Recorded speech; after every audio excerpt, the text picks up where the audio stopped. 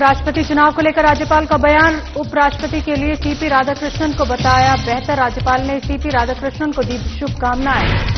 नई दिल्ली में पीएम से मिले राज्यसभा सांसद प्रदीप कुमार। झारखंड की ज्वलंत समस्याओं पर पीएम से की चर्चा। बांग्लादेशी घुसपैठ और धर्मांतरण को बताया प्रदेश के लिए खतरा।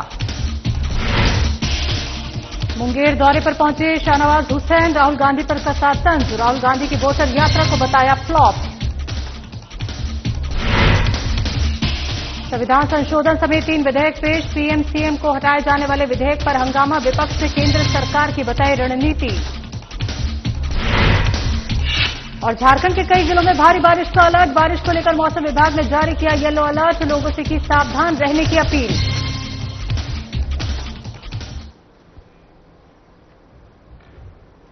नमस्कार, बिहार झारखंड की खबरों में आपका स्वागत है। मैं हूं आपके साथ शैलजा त्यागी। उपराष्ट्रपति के उम्मीदवार सीपी राधाकृष्णन को लेकर झारखंड के राज्यपाल संतोष कुमार गंगवार ने कहा कि वो इस राज्य के राज्यपाल रह चुके हैं। सभी लोग उनसे परिचित हैं। हमारी शुभकामनाएं उनके साथ हैं। मुझे पूरा विश्वास है कि उपराष्ट्रपति पद के लिए उनको ही लोग चुनने का काम करेंगे। वो इस क्षेत्र के, इस राज्य के राज्यपाल रह चुके हैं। आप सब लोग परिचित हैं। हमारी शुभकामनाएं उनके लिए हैं और हमें पूरा विश्वास है कि आने वाले चुनाव में लोग उनको ही उपराष्ट्रपति बनाना तय करेंगे। बहुप्रतीक्षित स्वर्णिम भारत एक्सपो 2025 का आज रांची में भव्य शुभारंभ हुआ। इस एक्सपो का उद्घाटन झारखंड के राज्यपाल संतोष गंगवार ने किया। परिचित फाउंडेशन द्वारा आयोजित ये राष्ट्रीय आयोजन सांसद डॉक्टर प्रदीप कुमार वर्मा के मार्गदर्शन में लागू किया गया। डॉक्टर प्रदीप कुमार वर्मा संसदीय कार्यों की व्यस्तता के कारण उद्घाटन समारोह में शामिल नहीं हो सके, लेकिन वो दूसरे दिन यानी 22 अगस्त को इस आयोजन में सम्मिलित होकर प्रतिभागियों और अंगतों को संवाद करेंगे। ये एक्सपो प्रधानमंत्री नरेंद्र मोदी के आत्मनिर्भर भारत, मेक इन इंडिया और विकसित भारत एट 2057 के संकल्प को साकार करने का मंच है।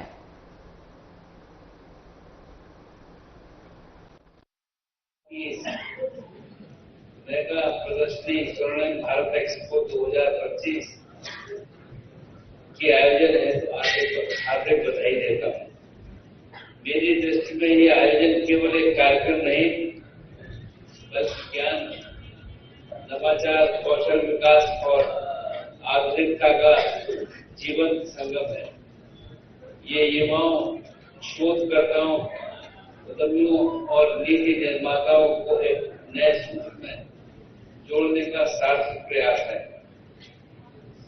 इस एक्सपो में कौशल विकास, कृषि विज्ञान, प्रौद्योगिकी, हस्तशिल्प, पर्यटन, ऊर्जा, स्वास्थ्य और पर्यावरण जैसे क्षेत्रों को प्राथमिकता दी गई है। झारखंड बीजेपी के महामंत्री और राज्यसभा सांसद डॉक्टर प्रदीप कुमार वर्मा ने आज प्रधानमंत्री नरेंद्र मोदी से मुलाकात की और राज्य की गंभीर समस्याओं और चुनौतियों पर विचार से चर्चा की। इस अवसर पर डॉक्टर वर्मा ने प्रधानमंत्री को अवगत कराया कि बांग्लादेशी घुसपैठ और धर्मांतरण की वजह से झारखंड की जनसंख्या संरचना में तेजी से परिवर्तन हो रहा है, जो सामाजिक और सांस्कृतिक संतुलन के लिए गंभीर खतरा है। साथ ही कहा कि कोयल चोरी और ध्वस्त कानून व्यवस्था ने राज्य को संकट की स्थिति में खड़ा कर दिया है।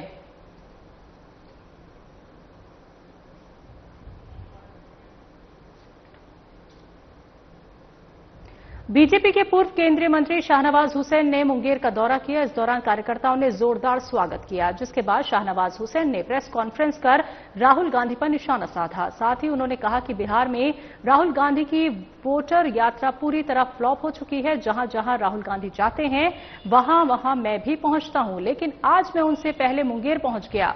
वहीं उन्होंने कहा कि राहुल गांधी की यात्रा में केवल टिकट चाहने वाले नेता शामिल हैं, आम जनता उनसे दूर है। राहुल गांधी विपक्ष के नेता के तौर पर भी मर्यादा नहीं निभा रहे और बिहार की जनता को गुमराह करने का प्रयास कर रहे हैं।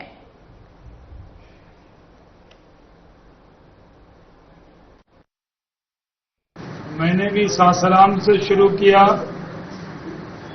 औरंगाबाद गया, गया जी गया, नवादा गया, नालंदा गया, जहां जहां राहुल गांधी वहां पीछे पीछे मैं पहुंचा।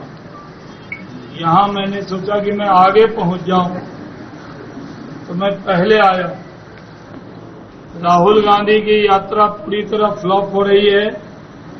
बिहार के लोग ऐसे ड्रामे को बहुत पहले से देखे हुए हैं। राहुल गांधी की यात्रा में टिकटधारी नेता घूम रहे हैं। राहुल गांधी की यात्रा में जो इच्छाधारी नेता हैं, जो बनना चाहते हैं विधायक सांसद, वो घूम रहे हैं। आम जनता उनकी यात्रा से दूर है। शेखपुरा के वाजिदपुर स्थित बीजेपी कार्यालय पहुंचे पूर्व केंद्रीय मंत्री सैयद शाहनवाज हुसैन का भव्य स्वागत किया गया। बीजेपी जिलाध्यक्ष रेशमा भारती, जिला उपाध्यक्ष किशोर कुणाल समेत कई कार्यकर्ताओं ने शाहनवाज हुसैन का गर्मजोशी से स्वागत किया। बता दें कि एक दिवसीय दौरे पर पहुंचे शाहनवाज हुसैन ने पार्टी कार्यकर्ताओं संग बैठक की और एनडीए की जीत का मंत्र दिया, जिसके बाद उन्होंने विपक्ष पर जमकर निशाना साधा। साथ ही उन्होंने कहा कि जब चुनाव हारते हैं तो कांग्रेस चुनाव आयोग जैसी संवैधानिक संस्था पर हमला करती है। उन्होंने कहा कि जैसे दिल्ली विधानसभा में कांग्रेस को 0 सीटें मिली थी, वैसे ही बिहार विधानसभा चुनाव में भी कांग्रेस खाली हाथ रहेगी। वहीं वोट चोरी के सवाल पर उन्होंने चुटकी लेते हुए कांग्रेस और राजद को चोर चोर मौसेरे भाई करार दिया। चुनाव आयोग ने एसआईआर के मुद्दे पर पूरी स्थिति स्पष्ट कर दी है। जो नाम आ गए हैं वो आ गए, जो नहीं आए हैं, छूट गए, त्रुटि है, 1 हफ्ते के अंदर दें, वो त्रुटि दूर कर दी जाएगी। उसी तरह हम लोग एक बात तो जानते हैं, संविधान की दुहाई देने वाले ये तो बताएं कि बिहार का भाग बिहारी तय करेगा या बांग्लादेशी तय करेगा। बिहार का भाग बिहारी तय करेगा। जो बांग्लादेशी वोटर हैं, रोहिंग्या हैं या नेपाल से आए, वो बिहार का भाग तय नहीं कर सकते। कांग्रेस पार्टी के नेता संवैधानिक संस्था पर हमला कर रहे हैं। जब चुनाव नहीं जीत पाए, महाराष्ट्र में, हरियाणा में, दिल्ली में और बिहार में उन्होंने सर्वे करवा लिया है, 0 पर कांग्रेस आउट होने वाली। दिल्ली में मिला था कांग्रेस को 0, राहुल जी बिहार में भी आप लेकर जाएंगे 0। बिहार के लोग नरेंद्र मोदी और नीतीश कुमार को हीरो मानते हैं। कोई आके गाल बजा लेगा, कुछ होने वाला नहीं। रांची लोकसभा क्षेत्र के ईचागढ़ में राष्ट्रीय राजमार्ग के किनारे देवलटाड़ में जैन धर्मावलंबियों के भगवान आदिनाथ का अति प्राचीन मंदिर स्थित है। लगभग 3000 वर्ष पुराने इस मंदिर तक जाने के लिए सड़क नहीं थी। इस मामले को लेकर रक्षा राज्य मंत्री संजय सेठ ने वर्ष 2022 में यहां सड़क निर्माण का आग्रह केंद्रीय परिवहन एवं राजमार्ग मंत्री नितिन गडकरी से किया था। इस क्षेत्र के विकास का मामला लोकसभा में भी उठाया गया था, जिसके तहत 2,01 करोड़ रुपए की लागत से सड़क निर्माण की स्वीकृति प्रदान कर दी गई थी। इसके लिए राशि भी झारखंड सरकार के संबंधित विभाग को भेज दी गई। दुर्भाग्यवश उपरोक्त सड़क का निर्माण आज तक नहीं हो पाया। आज भी श्रद्धालुओं को पवित्र स्थल जाने तक के लिए समस्याओं का सामना करना पड़ता है। इस मामले को लेकर संजय सेठ ने पुनः नई दिल्ली में केंद्रीय मंत्री नितिन गडकरी से मुलाकात की और पूरी वस्तु स्थिति से उन्हें अवगत कराया। इस पर त्वरित संज्ञान लेते हुए उन्होंने इस मामले की जांच के निर्देश दे दिए हैं।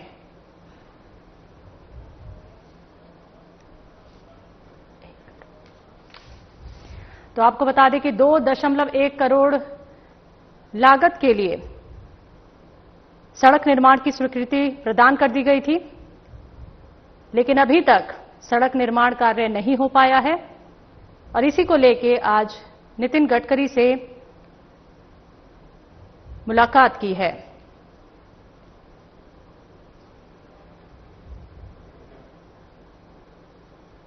बीते बुधवार को केंद्रीय गृह मंत्री के द्वारा लोकसभा में संविधान संशोधन समेत 3 विधेयक पेश किए गए। इनमें गंभीर आपराधिक आरोपों में गिरफ्तार और लगातार 30 दिन हिरासत में रखे गए प्रधानमंत्री, मुख्यमंत्री या किसी भी मंत्री को पद से हटाने का प्रावधान है।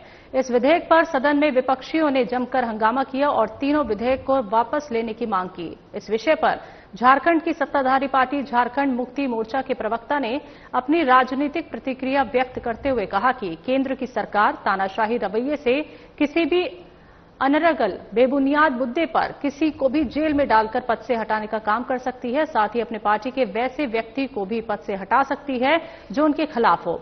वहीं झारखंड की विपक्षी और केंद्र की सत्ताधारी पार्टी भारतीय जनता पार्टी के रांची विधायक ने कहा कि जेल के अंदर रहते हुए सरकार चलाए जाए, ये लोकतंत्र के लिए अच्छा नहीं है। ये विधेयक अभी जेपीसी के अंदर जाएगा और जेपीसी में पक्ष और विपक्ष के सभी सदस्य इस विधेयक के विषय पर गहन मंथन करेंगे और जो भी त्रुटियां होंगी उस पर संशोधन होगा। केंद्र के विपक्ष के द्वारा तानाशाही विधायक कहे जाने के विषय पर कहा कि विपक्ष इंडिया गठबंधन को इस बात का डर है कि वो चोर चोर मौसेरे भाई हैं।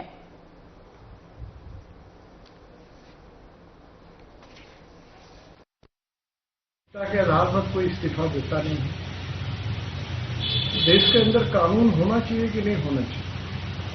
आप देखते होंगे कोई सरकारी कर्मचारी या पदाधिकारी यदि 24 घंटा के लिए जेल चला जाता है उसे सस्पेंड कर दिया जाता है। तो देश में शुचिता लाने के लिए, नैतिकता लाने के लिए यह आवश्यक है कि चाहे देश का प्रधानमंत्री ही क्यों न हो, मुख्यमंत्री ही क्यों न हो, कोई मंत्री ही क्यों न हो, यदि किसी मामले में गिरफ्तार होता है और 30 दिन की अवधि से ज्यादा तक वो जेल में रहता है तो उसे पद छोड़ना पड़ेगा। मुझे नहीं लगता है कि सदस्यता की कोई बात है, पद छोड़ना पड़ेगा। जब पद छोड़ना पड़ेगा तो ये नहीं होगा कि आप जेल के अंदर से आप सरकार चलाएं। अच्छा लगता है क्या कि कोई मुख्यमंत्री जेल के अंदर चला गया हो, कोई मंत्री जेल के अंदर चला गया हो और वहीं से सारा काम निपटा रहा हो? देखिए, पहले से संविधान में ऐसी कोई व्यवस्था नहीं थी कि मंत्री या मुख्यमंत्री अगर 1 महीने तक जेल में रहते हैं तो वो उन्हें पद छोड़ना पड़ेगा। और अरविंद केजरीवाल ने पद छोड़ा भी नहीं। हाँ, ये अलग बात था कि नैतिकता का तकाजा था, माननीय हेमंत सोरेन जी ने पद छोड़ा था। लेकिन ये पूछा जाना चाहिए कि ये तानाशाही की सरकार जो अपने संवैधानिक संस्थाओं का दुरुपयोग करने के लिए पूरे अंतर्राष्ट्रीय जगत में मशहूर है, अगर किसी विरोधी दल के नेता को सत्ता से हटाना हो, पद से हटाना हो, 1 महीना तो बहुत मामूली बात है इस सरकार के लिए किसी को जेल में रख देना। हमारे नेता बेकसूर थे, अदालत ने बोला कि ये राजनीतिक रंजिश का शिकार हुए हैं, कोई मामला ही नहीं बनता था और तब जाके 5 महीने तक जेल में रखा गया। तो आप कल्पना कीजिए, जो तानाशाही सरकार है, जो उसके मुखिया तानाशाही प्रवृत्ति के हैं, वो अगर ये चाह लेंगे कि हमें अमुक व्यक्ति को पद से हटा देना है, तब तो किसी भी अनर्गल मुद्दे पर, बेबुनियाद मुद्दे पर आप किसी को जेल में डाल दीजिएगा। बोधगया में प्रधानमंत्री नरेंद्र मोदी के आगमन को लेकर तैयारियां जोरों पर हैं। 22 अगस्त को पीएम मोदी करोड़ों की योजनाओं का शिलान्यास और उद्घाटन करेंगे। मगध विश्वविद्यालय परिसर में पीएम मोदी की सभा को लेकर सुरक्षा और प्रशासनिक तैयारियां जोरों से चल रही हैं। सेना के जवानों ने हेलीपैड स्थल का निरीक्षण किया और हवाई मॉक ड्रिल भी की। वहीं डॉग स्क्वाड, एसएसबी और बम निरोधक दस्ते ने कार्यक्रम स्थल की गहन जांच की, जिसके बाद जिलाधिकारी शशांक शुभांकर ने कहा कि सुरक्षा और अन्य व्यवस्थाएं लगभग पूरी कर ली गई हैं। वहीं एसएसपी आनंद कुमार ने कहा कि पूरे क्षेत्र में सुरक्षा के पुख्ता इंतजाम किए गए हैं।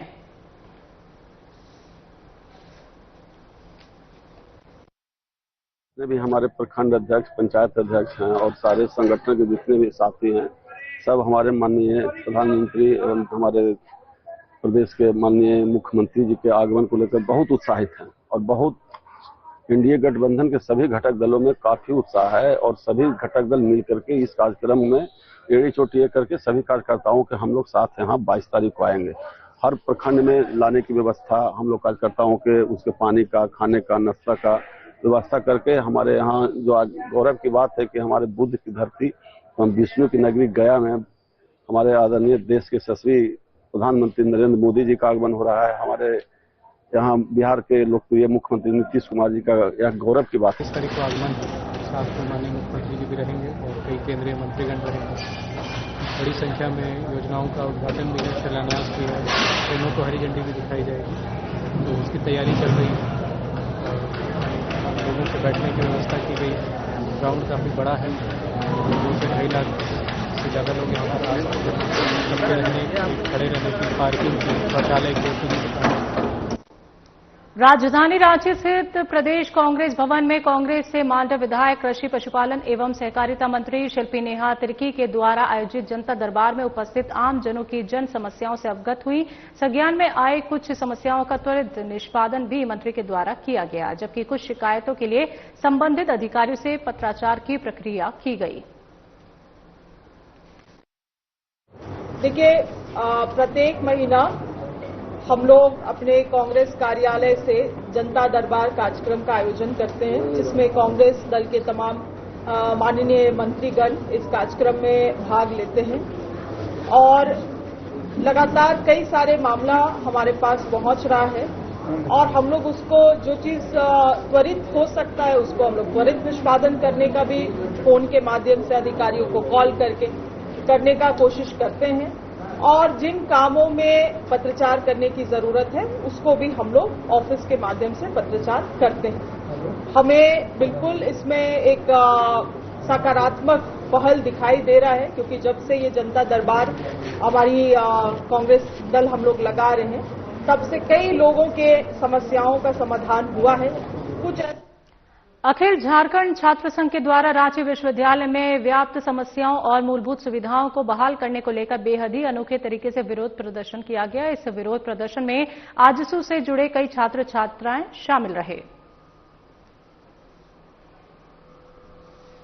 पूरी से नहीं, यहाँ पे अस्थि भी देख पा रहे होंगे हम लोग। उनका अस्थि भी लेके आने का काम किया। ये विश्वविद्यालय जो मर गई है, विश्वविद्यालय का जो प्रशासनिक व्यवस्था जो मर गया है, यहाँ पे जो वाइस चांसलर के प्रोक्टर से लेके यहाँ पे कंट्रोलर से सारे के लोग मरने से स्थिति में है। यहाँ के जो पदाधिकारीगण है, आज छात्र यहाँ पे इस कारण से आए क्योंकि सबके सब पीड़ित है। 11 महीना से समझ सकते हैं, 11 महीना से यहाँ पे सत्र लेट चल रहा है। सबसे मुख्य मुद्दा ये है, सबसे बड़ा दिक्कत यहाँ की बात ये आ जाती है कि यदि कोई फीस जमा करने के लिए एक दिन भी 1 घंटे का भी अगर विलंब करता तो 500 रुपए 1000 रुपए का उसमें फाइन जोड़ दिया जाता है, जबरदस्ती उससे पैसा लिया जाता है, वसूला जाता है। आज विश्वविद्यालय 11 महीना से बच्चों को दौड़ा रही है। जो बच्चे को 3 साल में ग्रेजुएशन कंप्लीट करना चाहिए उसको 5 साल लग रही है लगभग। कोई बच्चे जो जेएनयू, बीएचयू, डीयू बड़े बड़े यूनिवर्सिटीज में एडमिशन लेना चाहते हैं या फिर कोई वोकेशनल कोर्स के जो प्लेसमेंट लेना चाहते हैं वो प्लेसमेंट के लिए वंचित रह जा रहे हैं। विश्वविद्यालय की ये लचर व्यवस्था है। विश्वविद्यालय किस लिए बनाया गया है? बच्चों का भविष्य बनाने के लिए। लेकिन ये विश्वविद्यालय क्या कर रही है? भविष्य को बेचने का, बर्बाद करने का, कुचलने का काम कर रही है।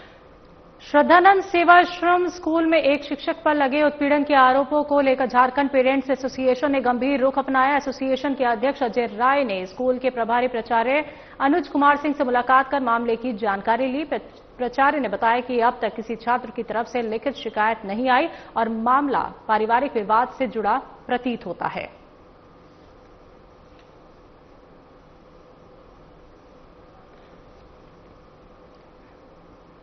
झारखंड में मोस्ट वांटेड रहे कुख्यात अपराधी मयंक सिंह को भारत लाने के लिए झारखंड एटीएस की टीम रवाना हो चुकी है और साथ ही आपको बता दें कि अजरबैजान के लिए रवाना हुई है।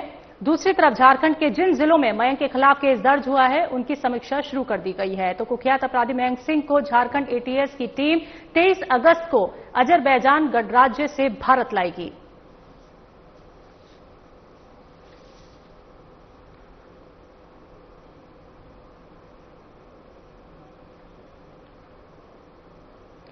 पलामू जिले के पांकी प्रखंड के महूगाई गांव में शांतिपूर्ण तरीके से दुर्गा पूजा मनाने को लेकर दुर्गाबाड़ी प्रांगण में सुमंत कुमार प्रजापति की अध्यक्षता में ग्रामीणों की बैठक हुई। हर साल की तरह इस वर्ष भी दुर्गा पूजा धूमधाम और शांतिपूर्ण तरीके से मनाने को लेकर कमेटी का गठन किया गया।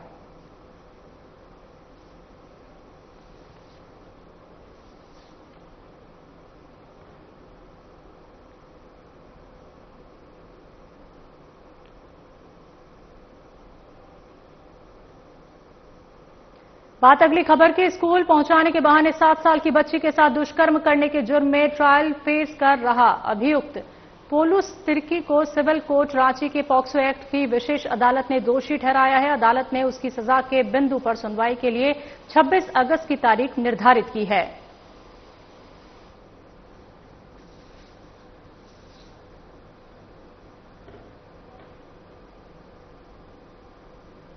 रामगढ़ जिले के पतरातू तालाटांड में जबरन जमीन कब्जा कर रहे जमीन दलालों के खिलाफ ग्रामीणों ने विरोध प्रदर्शन कर रामगढ़ उपायुक्त को ज्ञापन सौंपा। बता दें कि सैकड़ों की संख्या में गोलबंद हुए ग्रामीण परन उराव के समर्थन में उनकी जमीन बचाने के लिए बांस बल्ली गुट्टे गाड़कर चार दीवारी लगाई गई और सरगना झंडे लगाए गए। तो आपको बता दें, विरोध प्रदर्शन कर रहे ग्रामीणों का कहना है कि परन उराव तालाटांड निवासी का 1 एकड़ 77 डिसमिल खास गैर मजूरवा जमीन है और इसके कागज भी परन उराव के पास हैं, लेकिन जब से पतरातू पर्यटन स्थल बना है तब से यहां जमीन की मांग बढ़ गई है और ऐसे में एक सप्ताह पहले विजय उराव और मगरू उराव इस जमीन पर अपना दावा कर जेसीबी मशीन के माध्यम से खुदाई कर कब्जा किए जा रहे थे।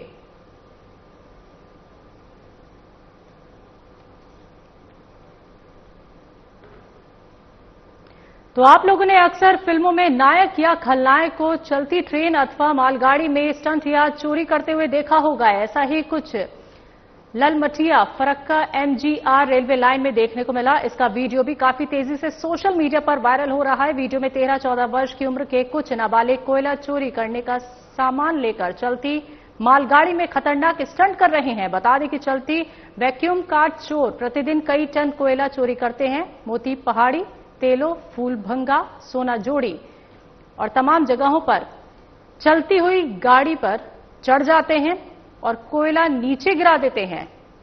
तो इस तरह से ये कोयला चोरी हो रही है।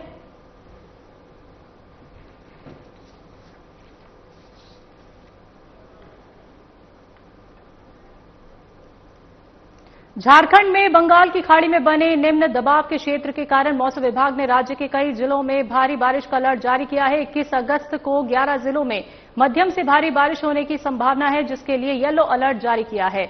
मौसम विभाग के अनुसार आज रामगढ़, हजारीबाग, कोडरमा, गिरिडीह, बोकारो, धनबाद, जामताड़ा, देवघर, दुमका, गोंडा, साहिबगंज और पाकुड़ में भारी बारिश हो सकती है। राजधानी रांची में भी बादल छाए रहेंगे और मध्यम दर्जे की बारिश होने की संभावना है।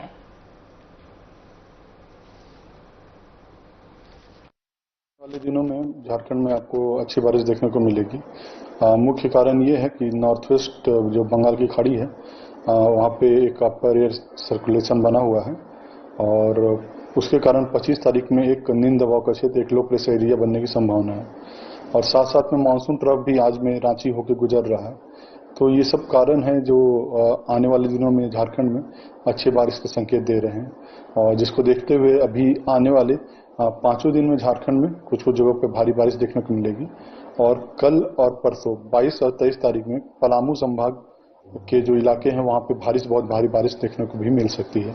आज की बात करें तो आज में पूरा पूर्वी क्षेत्र जिसमें कोल्हान, संथाल, रांची समेत पूरा जो पूर्वी क्षेत्र है उसके साथ में जो मध्य के क्षेत्र है हजारीबाग तक आप मान के चलिए, ईस्ट से लेकर सेंट्रल हजारीबाग तक में, तो वहां तक में आपको कुछ कुछ जगहों पे भारी बारिश देखने को मिलेगी। कल में जो पश्चिमी इलाके हैं वहां पे बहुत भारी बारिश और उससे सटे हुए जो उत्तरी इलाके हैं और जो पश्चिमी इलाके हैं वहां पे भारी बारिश देखने को मिल सकता है। तो बिहार झारखंड की खबरों में फिलहाल इतना ही। मुझे दीजिए इजाजत। नमस्कार।